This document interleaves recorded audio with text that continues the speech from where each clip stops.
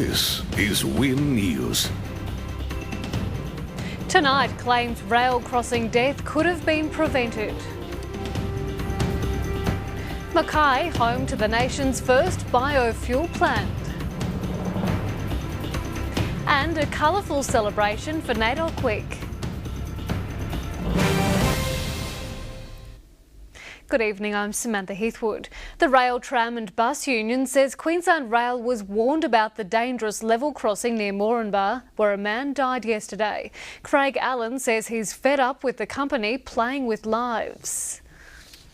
A 28-year-old Fijian national who called Mackay home was killed when the Ute was driving collided with a coal train near Gonyella Riverside Mine yesterday morning. A 24-year-old Moranbah passenger suffered serious head and chest injury. A new pilot plant designed to explore alternative fuels has been opened by the Premier. The Queensland University of Technology facility could provide a third of Queensland's unleaded fuel needs. It's a significant day for the Australian biofuel industry. The Premier today helped open the $10 million Mackay Biocommodities pilot plant, supported by Mackay Sugar, Queensland University of Technology and state and federal governments. Ms Bly says the facility is already of global significance. Meantime, Anna Bly says she'll offer every assistance to find those responsible for the destruction of 7 million seedlings in Bowen. Speaking in Mackay today, the Premier expects the poisoning to be a top priority for police. If they do need additional resources, then that will be a matter for them to make a representation to the Police Commissioner. But right now I have every confidence. I know the local police are taking this matter very seriously. The Minister for Innovation and Industry has visited Mackay to share ideas with Enterprise Connect employees. Kim Carr's announced a name change for the company, who's now gone beyond just assisting mining businesses in the region. The last financial year didn't go exactly to plan for many businesses. The unexpected arrival of a global financial crisis has shaken the region's foundations. But it's also been the catalyst for the emergence of assistance groups. A new telecommunications company has begun rolling out a new multi-billion-dollar network for regional Queenslanders. Mackay residents will now be able to gain access to the same quality coverage as their city counterparts. Workers at Sucrogen's Plain Creek Mill could walk off the job next week if they don't get a pay rise. The employees of all Sucrogen mills across North Queensland have the opportunity to vote in a secret ballot on a proposed enterprise bargaining agreement.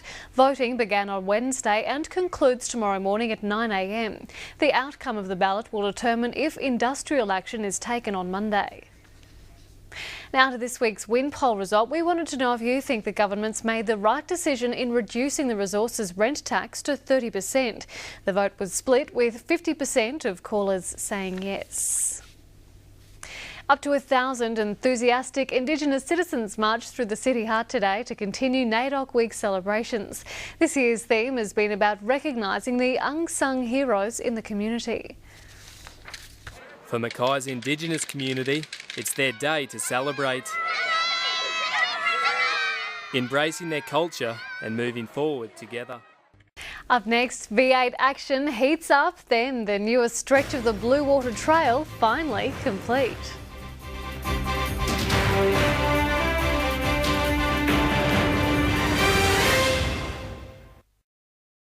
Carroll Mount Pleasant Plaza only. Welcome back, you're watching Win News. The latest section of the 21-kilometre Blue Water Trail has been officially opened to the public. Residents can now walk directly from the Botanic Gardens to Caneland Park. Mackay Regional Council says the latest strip, costing $5.4 million, will be a key driver in activating development in the region. Volunteers from around the world have been coming to Mackay to help conserve our natural surroundings. 3 Korean girls are the latest to lend a hand preserving some of the town's green space. So far, they're impressed with what they see as they work under a striking tropical backdrop. Organisers of the Townsville 400 have been blown away by the enthusiasm of North Queensland crowds as the event kicked off today. Local leaders are hopeful the event will become a permanent fixture on the North's sporting calendar. Thanks, Sam.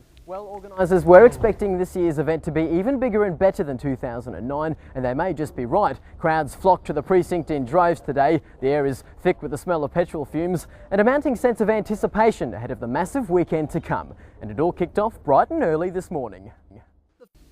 And while the motor racing focus is on Townsville, a Mackay teenager is heading off to race in Victoria. Although Brooke Leach contested last weekend's Queensland Go-Kart Championships, her real love is driving Aussie racing cars. Now to Fuel Watch, and the cheapest place to find unleaded today was at the BP City Gates for $1.30.9. Diesel could be purchased at the Caltex on Mangrove Road for $1.32.5. Sports next, and James, a good weekend for our sporting team. Yeah, that's for sure, Sam. The Meteors are chasing their 8th straight win, while the Cutters are hoping to get back in the winner's circle.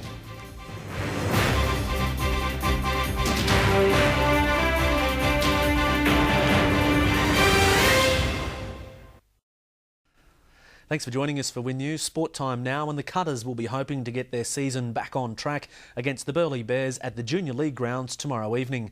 Their loss to Norths drops them to 6th place and 3 points out of a finals berth. The Whitsunday Miners are primed for a big match against the Cougars following last night's trial match at Beaconsfield. The North Queensland Fury downed the Miners 8-0 in a spirited hit-out. Well, the 21st annual Airlie Beach Race has been hotly contested. A record field and ideal conditions have made for one of the best yet. And finally, here's 3 best bets for racing tomorrow. Starting in Brisbane, and the tip is for Paprika in race 6. The Queensland Cup is the feature event, and the good oil is for top weight Tinseltown to storm home to victory, while the Mackay Cup headlines regional racing tomorrow with one of the hot selections of the day, number 11, Loose Unit. So good luck if you're having a bet. That's the night in sport. Back to you, Sam. Thanks, James. Stay with us. Peter Byrne has the weather details next, then the Friday fishing report.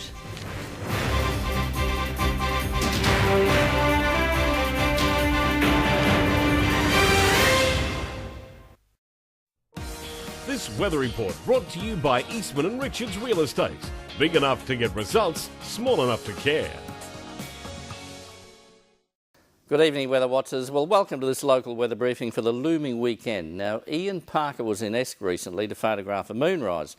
Remember the partial eclipse about 2 weeks ago?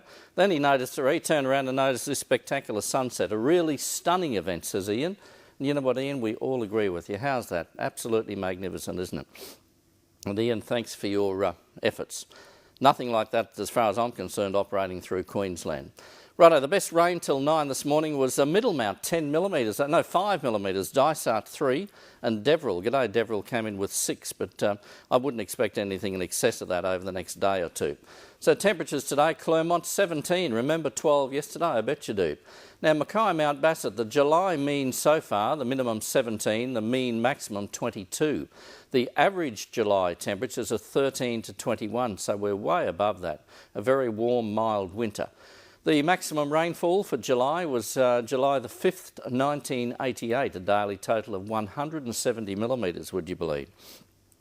Currently in Mackay, the temperature's 20 degrees. She's pretty muggy, and the south-southeasterly 20 kilometres an hour. It's getting a bit boring, the southeasterly, isn't it?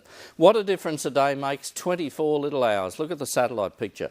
The upper-level trough has now exited Queensland, not before it involved the development of good thunderstorm activity well east of about Fraser Island. A quick look at tidal information for the harbour tomorrow. Mackay Cup on tomorrow. I don't think weather will be a problem. Sun up in the city, 6:41. There's a quick glimpse at the summary. Have a great weekend, including you, Sam. Oh, thanks, Pete. Same to you. Now it's time for our weekly fishing report, and here's Clinton Hassan with Where They're Biting. Thanks, Clinton. Join us Monday night for the best hour of news from 6 p.m. Good night. Good night.